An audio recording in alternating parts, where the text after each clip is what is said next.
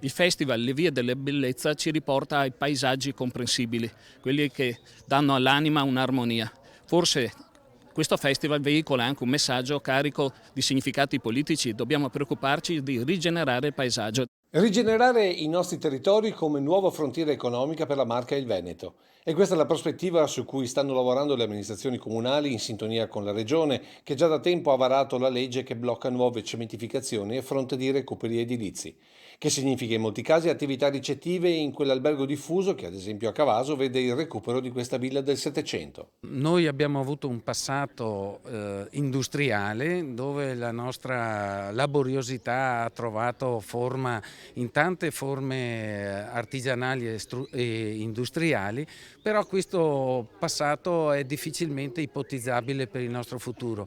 Noi abbiamo grandi valori storici, naturalistici e lì dobbiamo puntare, dobbiamo dare ai turisti le nostre storie, consegnare loro la nostra storia e spiegarla. È quello che loro cercano e tutto il nostro futuro è su questo progetto.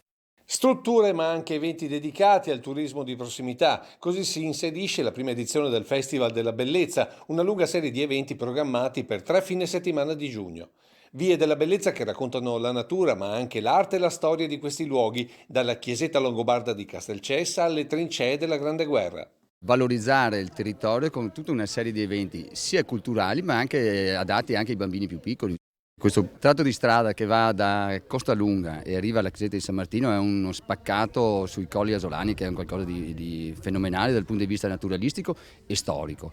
E non a caso l'apertura il 3 giugno è dedicata ad Antonio Canova, che qui trovò nelle cave buona parte del materiale per le sue opere. Arte che proprio 20 anni fa ispirò alcuni amici per una sorta di galleria espositiva a cielo aperto. È stata una scommessa, quasi un'utopia, però dopo 20 anni sono soddisfatto di quello che siamo riusciti a creare, un vero e proprio museo all'aperto. Ci vogliono le idee chiare, avere idee da vedere, vuol dire guardare lontano, guardare avanti. Questo è il messaggio che io cerco di portare, questa è la via della bellezza.